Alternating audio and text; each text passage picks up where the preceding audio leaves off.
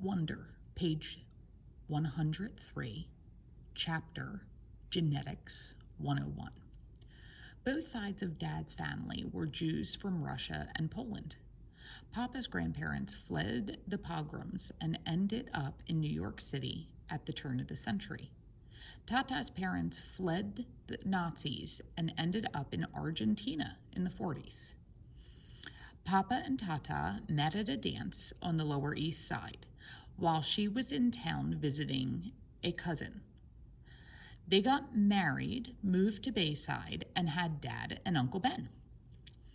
Mom's side of the family is from Brazil, except for her mother. My beautiful grands and her dad, Augusto, who died before I was born. The rest of Mom's family, all her glamorous aunts, uncles, and cousins, still live in Alto Leblon, a ritzy suburb south of Rio Grande, and Augusto moved to Boston in the early 60s and had Mom and Aunt Kate, who's married to Uncle Porter. Mom and Dad met at Brown University and have been together ever since. Isabel and Nate like two peas in a pod. They moved to New York right after college, had me a few years later, then moved to a brick townhouse in North River Heights, the hippie stroller capital of upper Manhattan, when I was about a year old. Not one person in the exotic mix of my family gene pool has ever shown any obvious signs of having what August has. I've pored over grainy sepia pictures of long dead relatives in babushkas, black and white snapshots of distant cousins in crisp white linen suits, soldiers in uniform, ladies with beehive hairdos, Polaroids of bell-bottomed teenagers, and long-haired hippies, and not once have I been able to detect even the slightest trace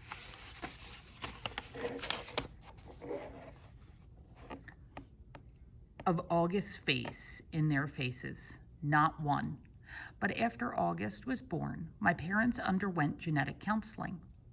They were told that August had what seemed to be a previously unknown type of mandibulofacial dystosis caused by an autosomal recessive mutation in the TCOF1 gene, which is located on chromosome 5, complicated by a hemifacial microsomia characteristic of OAV spectrum. Sometimes these mutations occur during pregnancy. Sometimes they're inherited from one parent carrying the dominant gene. Sometimes they're caused by the interaction of many genes, possibly in combination with environmental factors. This is called multifactorial inheritance. In August's case, the doctors were able to identify one of the single nucleotide deletion mutations that made war on his face. The weird thing is, though, you'd never know it from looking at them. Both my parents carry that mutant gene, and I carry it too.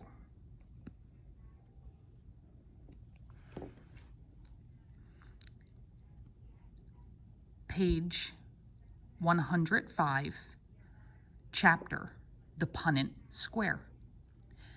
If I have children, there's a 1 in 2 chance that I will pass on the defective gene to them.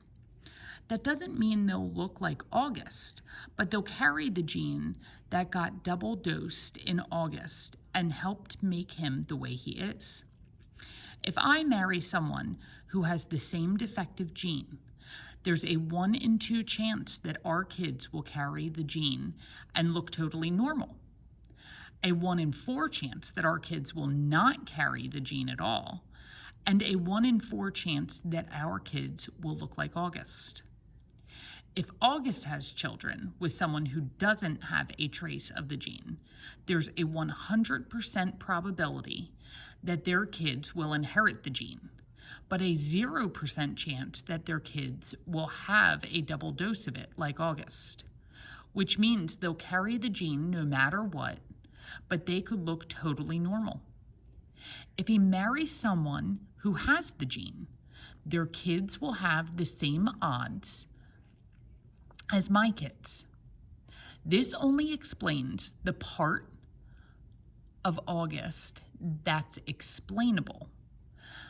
There's that other part of his genetic makeup that's not inherited, but just incredibly bad luck.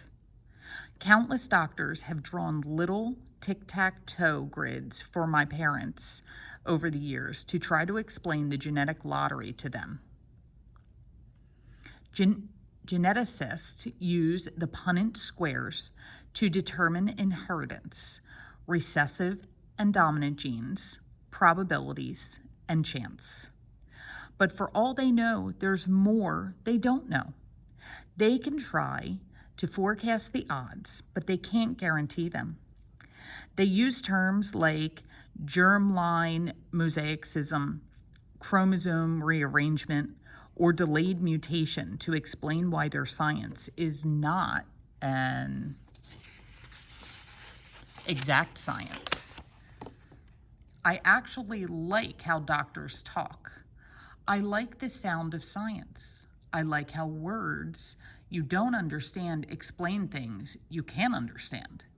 There are countless people under words like germline mosaicism, or chromosome rearrangement, or delayed mutation. Countless babies who will never be born like mine.